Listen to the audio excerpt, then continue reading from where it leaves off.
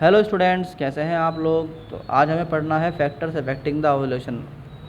Ovulation हम last lecture में पढ़ चुके हैं, इसलिए उसको रिवाइज करने की ज़रूरत नहीं है और होप आप सबने उसको नोट भी कर लिया होगा। तो अब कौन कौन से फैक्टर्स हैं जो ओव्यूलेशन को अफेक्ट करते हैं। आप सब जानते हैं कि ओव्यूलेशन का मतलब होता है प्राइमरी फॉलिकल डे 1 में आपके जो होते हैं मेंस्ट्रुअल साइकिल में डे 1 में प्राइमरी फॉलिकल होता है। 14 डेज़ तक primary follicle complete Graafian follicle में कन्वर्ट हो जाता है और अब ग्राफियन फॉलिकल इतना बड़ा हो चुका कि अब उसमें और ज़्यादा साइज़ बढ़ने की गुंजाइश नहीं रहती, तो उसके अंदर एक छोटा सा पार्ट उभर के आता है, सो बोलते हैं पेपिला।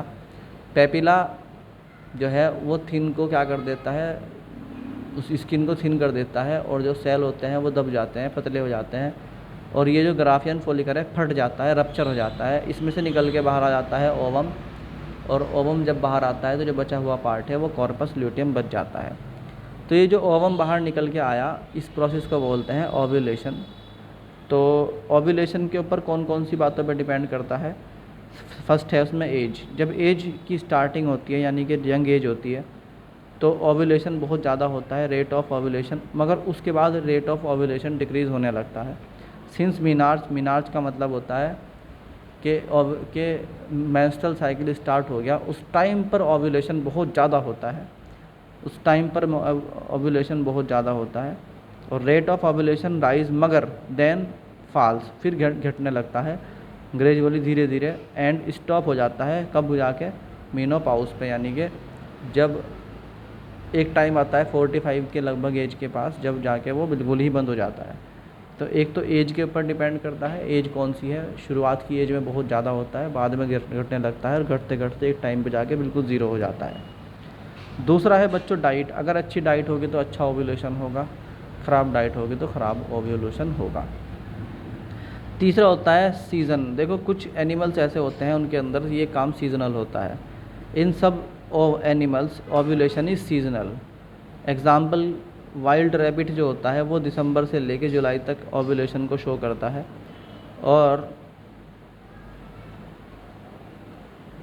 जो रैट होता है, रैट्स जो होते हैं वो क्या करते हैं, दिसंबर से लेके जून तक करते हैं।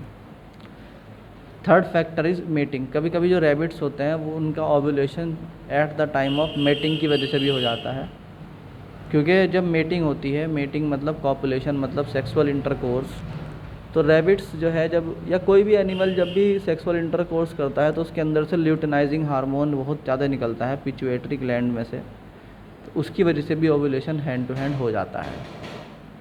तो रैबिट जो होते हैं उनके अंदर ओव्यूलेशन होता है ड्यू टू कॉपुलेशन, कॉपुलेशन मतलब sexual intercourse. The final thing is emotions.